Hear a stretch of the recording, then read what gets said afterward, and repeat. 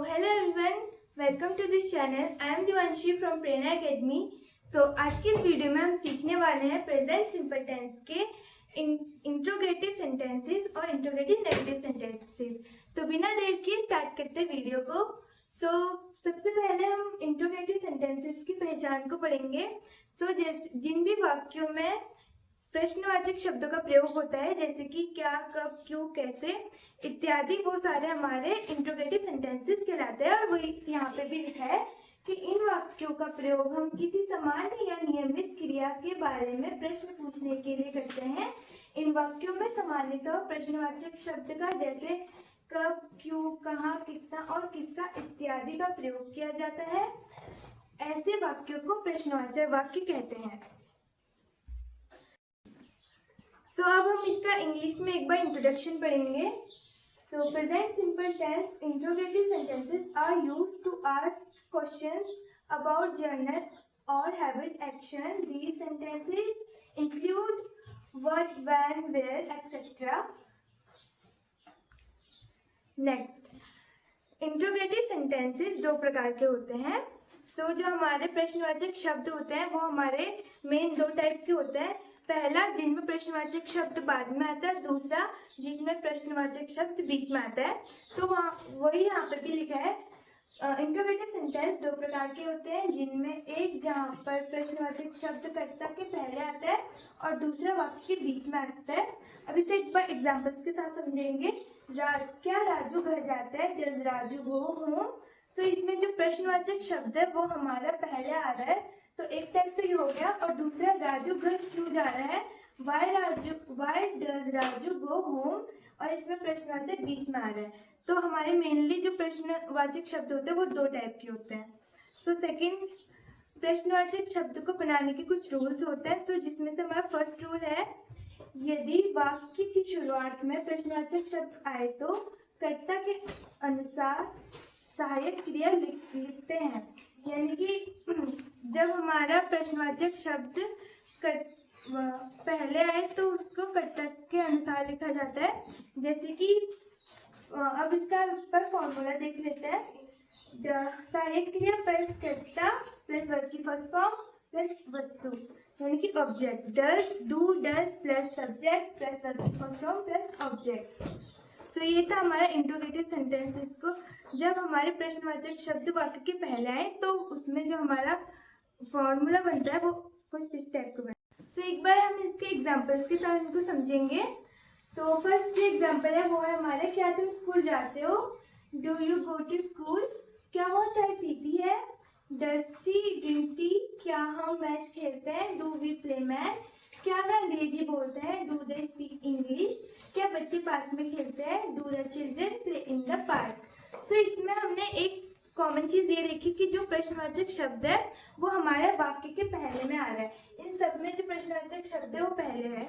जो हमारा second rule है प्रश्नवाचक शब्द का वो है, यदि प्रश्नवाचक शब्द वाक्य के बीच में आए तो सबसे पहले प्रश्नवाचक शब्द की इंग्लिश लिखते हैं और फिर सहायक क्रिया लिखते हैं।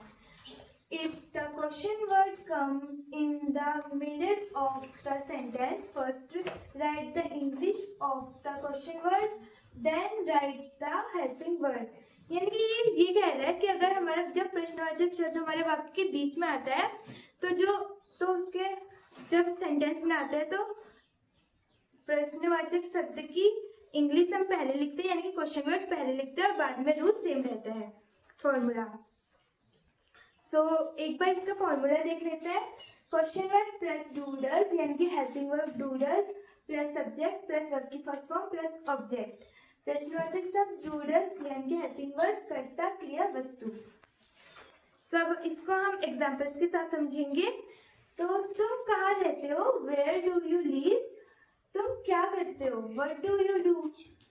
वह कब आता है? When does he come? तुम क्यों हंसते हो? Why do you laugh? वह कैसे लिखता है? How does he write? अभी हमने इसमें एक चीज देखी कि जो हमारे प्रश्नवाचक शब्द है वो वाक्यों के बीच में आ रहा है, जैसे कि कहाँ, क्या, कब, क्यों, कैसे। इसमें जो हमारे क्वेश्चन वर्ड की इंग्लिश थी वो हमने पहले लिखी हर सेंटेंसेस में। जो हमारा नेक्स्ट है वो है इंट्रोगेटिव नेगेटिव सेंटेंसेस। तो जिन वाक्यों में हमारा प्रश्नवाचक शब्द भी आता है और नहीं भी आता है वो हमारे इंट्रोगेटिव नेगेटिव सेंटेंसेस कहलाते हैं। जैसे कि यहाँ पे लिखा है कि वाक्यों में प्रश्नवाचक शब्द के साथ नहीं आता है तो हमारे इंट्रोगेटिव नेगेटिव सेंटेंसेस कहलाते हैं। और यहाँ पे एक छोटा सा नोट भी है कि इन वाक्यों को बनाने में सहायक क्रिया के बाद नॉट लगाते हैं, यानी कि जब हम इंट्रोगेटिव नेगेटिव सेंटेंसेस बनाते हैं तो सहायक क्रिया यानी कि हेल्पिंग वर्ब के बाद ही नॉट लगाया जाता है। सो जो हमारा रूल नंबर फर्स्ट है वो है इंट्रोगेटिव नेगेटिव सेंटेंसेस को बनाने का, वो है यदि वाक्य की शुरुआत में प्रश्नवाचक शब्द के साथ नहीं आए तो सहायक क्रिया के साथ नॉट लगाकर कर्ता को लिखा जाता है। जैसे कि प्रश्नवाचक शब्द सहायक क्रिया नॉट प्लस बाद में कर्ता। अब इसका जो फॉर्मूला बनता है वो है हेल्पिंग वर्ब यानी कि do does plus not plus subject plus verb की फर्स्ट फॉर्म प्लस ऑब्जेक्ट। सब इन सेंटेंसेस को हम कुछ एग्जांपल्स के साथ समझेंगे। सो जो फर्स्ट एग्जांपल है हमारा वो है क्या तुम स्कूल नहीं जाते हो? Don't you go to school? क्या वो चाय नहीं पीती है? Doesn't she drink tea? क्या हम मैच नहीं खेलते हैं? Don't we play match? क्या वे अंग्रेजी नहीं बोलते हैं? Don't they speak English? और जो लास्ट एग्जांपल है वो है क्या राम यहाँ नहीं रहता है? Doesn't Ram live here? So चलते इसके नेक्स्ट रूल पर। यदि प्रश्नवाचक शब्द के साथ वाक्य के बीच में नहीं आए तो पहले प्रश्नवाचक शब्द की अंग्रेजी फिर सहायक क्रिया के साथ नॉट लगाकर सब्जेक्ट लिखते हैं। सो इसका पहले हम देख लेते हैं फॉर्मूला। सो जो फॉर्मूला बनता है इसका वो है subject verb plus do does यानी कि helping verb plus not plus verb की प्लस सब्जेक्ट प्लस वर्ब की फर्स्ट फॉर्म एंड ऑब्जेक्ट। अब यहाँ पे कुछ एग्जांपल्स हैं उनके साथ समझेंगे। तुम स्कूल क्यों नहीं जाते हो? Why don't you go to school? वह यहाँ काम क्यों नहीं करती है? Why doesn't she work here? तुम क्या नहीं खाते हो? What don't you eat? So thank you so much video में लास्ट तक बने रहने के लिए। आज की वीडियो में हमने प्रेजेंट सिंपल टेंस के इंट्रोगेटिव नेगेटिव सेंटेंसेस को समझा। अगली वीडियो में हम पास्ट सिंपल टेंस की वीडियोस लाएंगे। तब तक के लिए थैंक यू सो मच।